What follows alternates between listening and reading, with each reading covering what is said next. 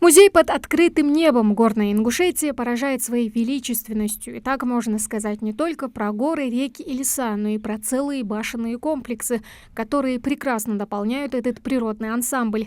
Башенообразный наземный склеп расположен на юго-западной окраине поселка Меллер, на отроге горы Цейлам.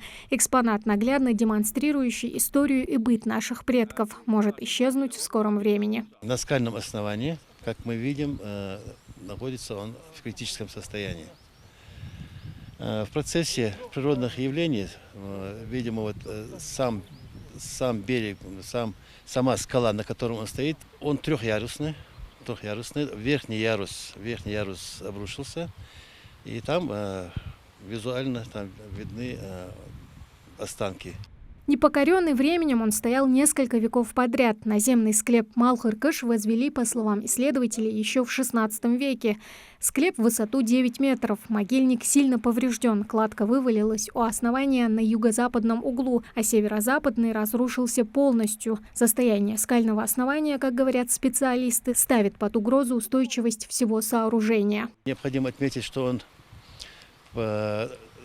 один из самых крупных склепов наземных, склепов такого рода, наземных склепов на территории горной части Ингушетии.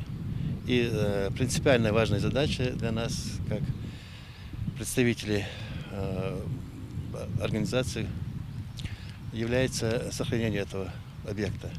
Меллер – это башенное поселение Тейпа-Оздой. Его представители фамилии Бачаловых изобили тревогу, видя, как с каждым днем все сильнее разрушается их родовой склеп. Этот солнечный могильник представляет собой не только историческую ценность, но и является важным элементом культурного наследия целого народа. Все переживаем, естественно, это инициатива нашего всего рода.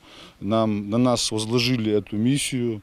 Вот у нас здесь непосредственно 7-8 человек, и мы как могли все собрали, организовали, чтобы в первую очередь в интересах нашего рода и интересах Республики Ингушетии, чтобы это все было восстановлено, чтобы в дальнейшем понять нашу историю. Нам нужно не допустить, чтобы тоже склепы, чтобы такая история повторилась этим склепом, как история с склепом селения Цори.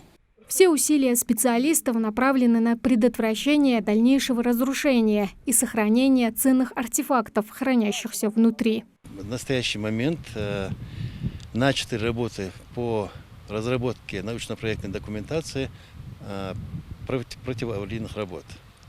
Мы будем искать возможность финансирования этого объекта и считаем это принципиально важной задачей – его сохранить.